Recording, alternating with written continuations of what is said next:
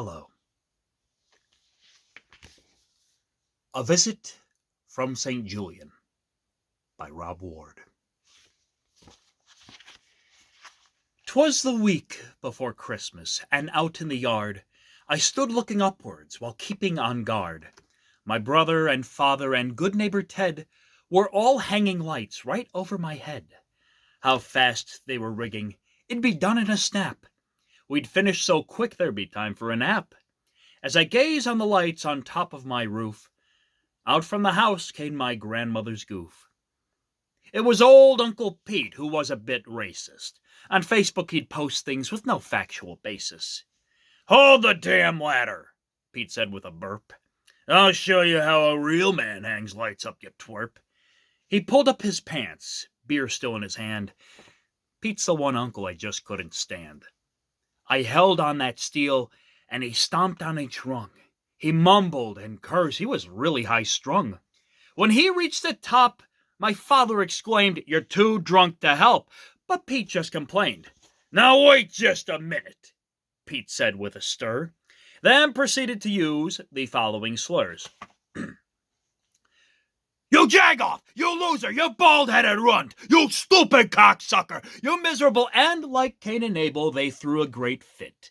It ended when Dad screamed, "The hell with this shit!" Father and brother and good neighbor Ted came down the ladder, all shaking their heads. Then came my idea, an ingenious thought, to show Uncle Pete what Christmas was not. I whispered with glee, "Hold the ladder, my bro." I scurried and scampered to the roof I did go. Bro just shrugged, and entered the house. I turned my attention to the big drunken louse. He was fumbling with one tangled green and red wire, not knowing his nephew was freshly inspired. I slithered and sneaked with the grace of a cat. He never did notice the dirty old rat.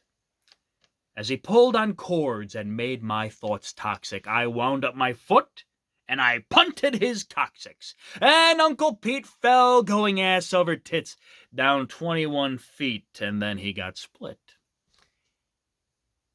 This part of the story, it might make it tense, 'cause Uncle Pete bullseyed the decorative fence. The bones, they did crunch. The blood, it did splatter. My family ran out to see what was the matter. They all stopped in horror. Bro grabbed his inhaler. It looked like my uncle met Vlad the Impaler. His body was mangled, his mouth on his seat. We saw the last breath of poor Uncle Pete. Like an elf on a shelf, Pete's body was structured. Who knew your intestines and lungs could be ruptured? One eye was glazed over and out of its socket.